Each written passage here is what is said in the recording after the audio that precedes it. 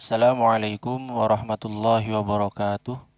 Bismillahirrahmanirrahim. Alhamdulillahirabbil alamin. Wassalatuhu wassalamuhu ala sayyidil mursalin wa khatimin nabiyyin sayyidina Muhammadin wa ala alihi wa sahbihi ajma'in wa ba'du. Para sahabat muslimin muslimat rahimakumullah.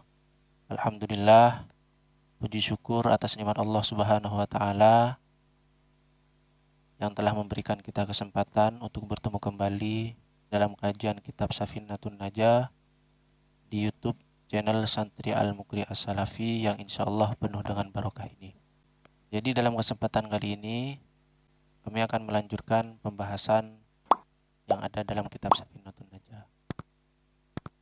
Tapi sebelum kami membahas, kami akan menjawab satu pertanyaan dalam sebuah komentar yang menanyakan tentang darah yang keluar dari farjinya seorang perempuan, yang mana perempuan tersebut berumur 9 tahun kurang 17 hari.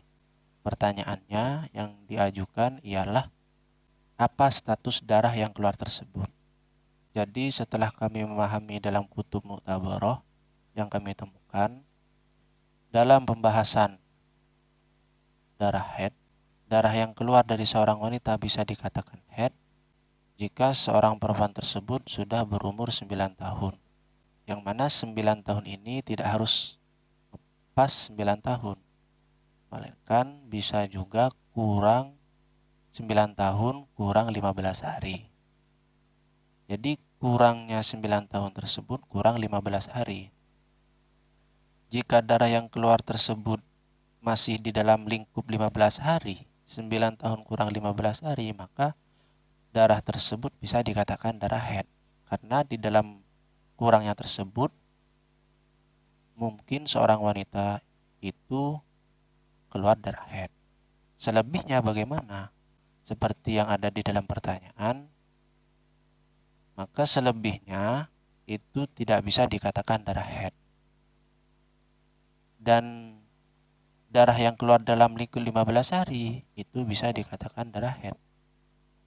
Ya dikarenakan waktu tersebut mungkin bagi seorang wanita mengeluarkan darah yang mana darah tersebut dikatakan darah haid. Jadi jika ada perempuan mengeluarkan darah ketika umur 9 tahun kurang 17 hari sampai umur 9 tahun pas, maka darah yang keluar di luar 15 hari tersebut tidak bisa dikatakan darah haid. Dan darah yang ada di dalam 15 hari bisa dikatakan darah haid jika memenuhi syarat-syarat haid, seperti tidak kurang dari 24 jam dan lagi tidak lebih dari 15 hari. Jadi bisa dikatakan haid. Kemudian, apakah masih dikatakan balighah? Jadi darah yang keluar bagi seorang wanita yang bisa menyebabkan balighnya seorang wanita jika ada dalam lingkup 15 hari. Mungkin itu jawaban yang bisa kami sampaikan. Kemudian kita masuk dalam pembahasan, yang mana setelah kami membahas ilmu tauhid pertama, kemudian tanda-tanda orang baligh, orang yang bisa dikatakan mukallaf, maka selanjutnya kami akan membahas tentang masalah taharah, bersesuci. Yang mana bersesuci ini ada dua. Ada yang bersesuci dari hadas seperti melaksanakan wudhu atau mandi. Ada yang bersesuci dari najis seperti menghilangkan najis yang terdapat pada badan kita. Kemudian di dalam faslun yang akan kami terangkan ialah syurutu idza'il hajari samaniyatun, yaitu tentang masalah beristinja, yakni bersesuci dari najis. Jadi beristinja ini menghilangkan sesuatu yang keluar dari farji yang najis, yang bisa mengotorkan, yang mana kotoran tersebut kita hilangkan dari farji tersebut, baik itu dari kubul, lubang depan, ataupun dubur, ini lubang belakang. Istinja sendiri mempunyai arti yang berasal dari 3 huruf asal naja yang mempunyai arti selamat, dipindah pada wazan istanja yang mempunyai arti meminta selamat, dalam artian kita membersihkan kotoran pada farji kita, tidak secara langsung kita menghilangkan penyakit dari diri kita yang bisa menyebabkan kita selamat. Itu makna daripada istinja. Jika ada orang yang ingin mengambil cukup menggunakan batu, beristinja menggunakan batu, maka harus memenuhi 8 syarat. Yang pertama, ayyakunah bi thalathati ahjarin. Harus menggunakan 3 batu. Jadi syarat yang pertama dalam beristinja yaitu harus menggunakan 3 batu. Bisa menggunakan 1 batu, tapi 1 batu tersebut harus mempunyai 3 ujung. Jadi syarat yang pertama harus menggunakan 3 batu atau 1 batu yang mana 1 batu tersebut mempunyai 3 ujung. Kemudian syarat yang kedua ialah ayyungkiyal mahallah. Bisa membersihkan kepada tempat. yakni tempat yang terkena kotoran yang keluar dari farji tersebut. Jadi tempat tersebut harus dibersihkan. Sekiranya yang ada pada tempat tersebut hanya athar, yakni bekas yang hanya bisa dihilangkan dengan air. Jadi itu adalah batas dari bersihnya tempat tersebut. Hanya tinggal athar, bekas yang hanya bisa dihilangkan dengan air. Kemudian syarat yang ketiga ialah alla yajifan najisu. Sesuatu yang keluar dari farji tersebut yang najis. Jadi sesuatu yang keluar dari farji tersebut harus najis. Beda halnya jika tidak najis, seperti angin, seperti kentut. Maka jika keluar dari dubur kita ataupun kubul kita angin, maka kita tidak diharuskan untuk beristinja. Malahan jika kita beristinja dari angin yang keluar dari kubul atau dubur kita, itu hukumnya makruh. Jadi syarat yang ketiga ini harus kering. Sesuatu yang keluar tersebut yang najis harus kering. Karena jika sudah kering, maka batu tersebut tidak bisa menghilangkan kotoran tersebut. Harus menggunakan air jika ingin membersihkannya, jika sudah kering. Kemudian syarat yang keempat ialah walayan takilah. Najis tersebut, sesuatu yang keluar yang najis tersebut tidak berpindah. Berpindah dari tempat yang terkena najis ketika najis tersebut keluar. Jika berpindah dari tempat tersebut, maka harus menggunakan air.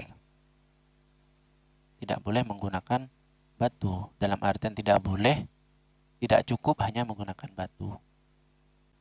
Syarat yang kelima ialah la yatra'a alaihi akharu. Tidak ada benda lain yang mengenai tempat keluarnya kotoran tersebut. Baik itu merupakan najis, sesuatu yang najis seperti air WC, ataupun sesuatu yang suci yang basah selain keringat, seperti terkena air atau semacamnya.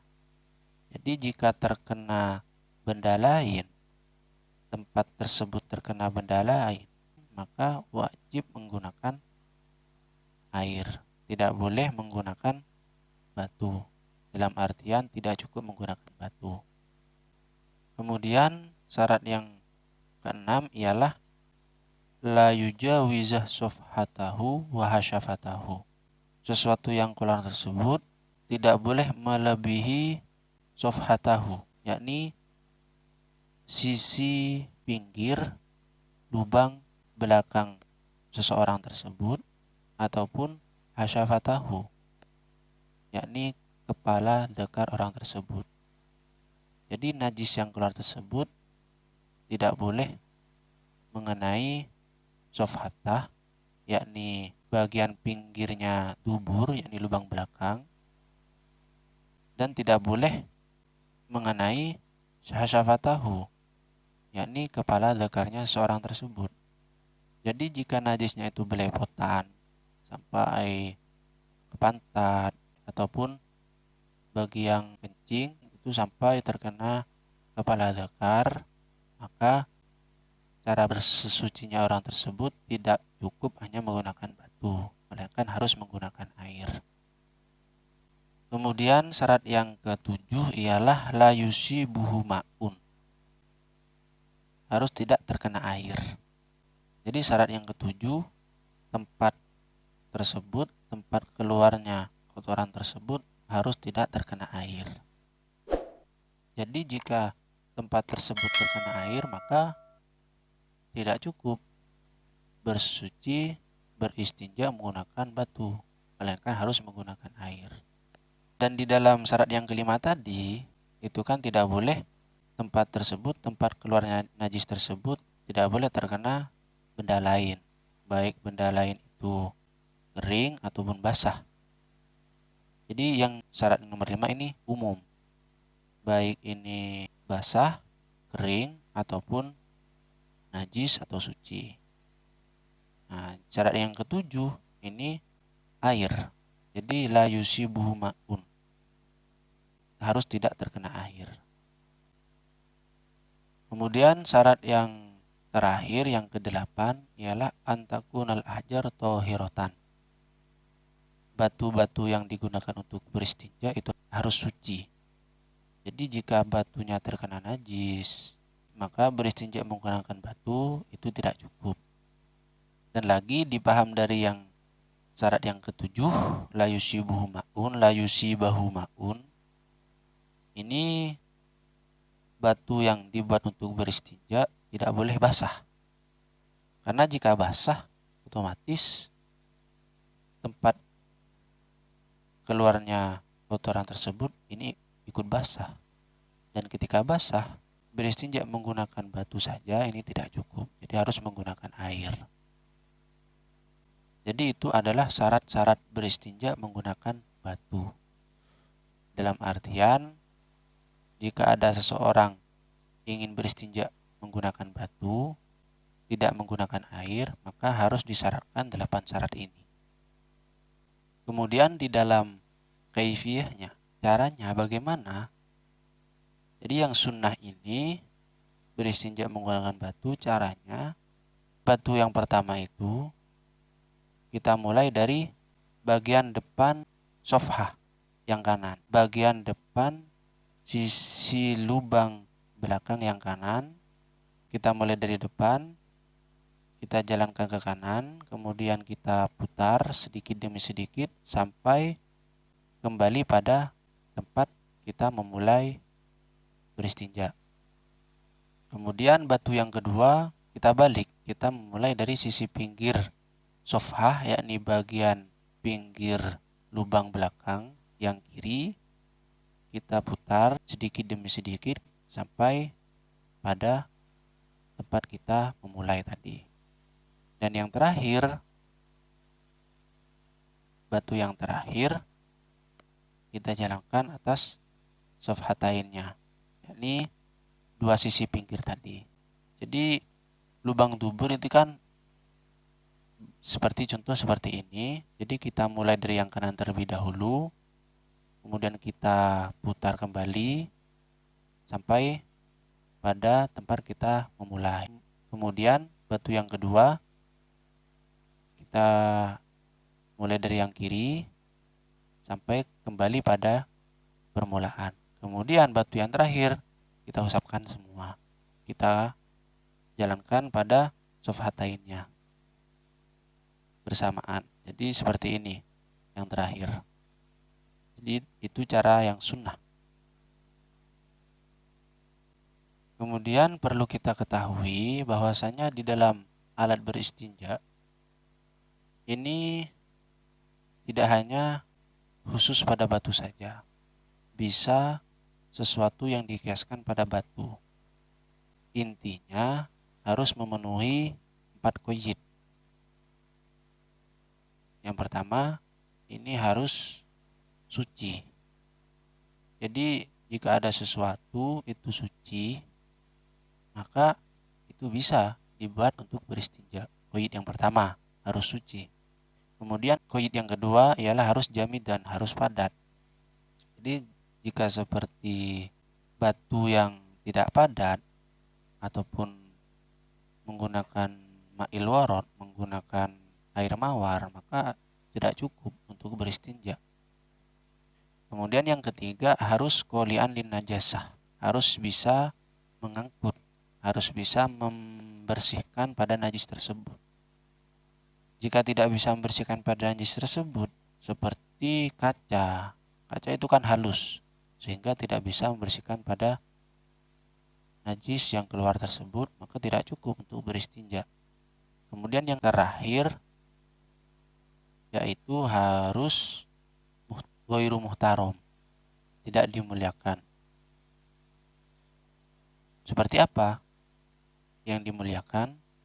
Seperti makanan-makanan manusia, makanan-makanan jin, itu termasuk sesuatu yang muhtaram, yang dimuliakan oleh syariat.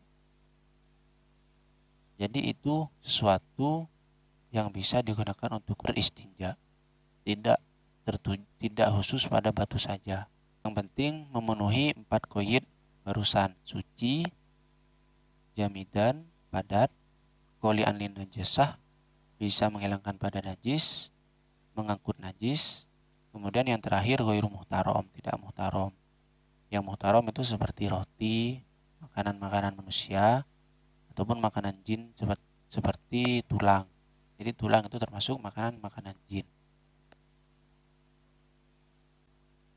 Mungkin cukup sekian yang bisa kami sampaikan dalam pembahasan kali ini.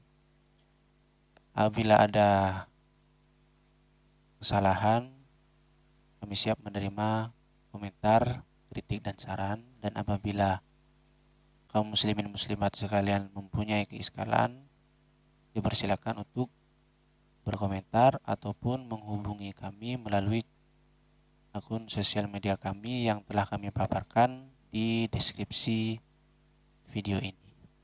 Dan akhirnya dari kami, wabillahi taufiq wal hidayah wa ridha wal inayah. Assalamualaikum warahmatullahi wabarakatuh.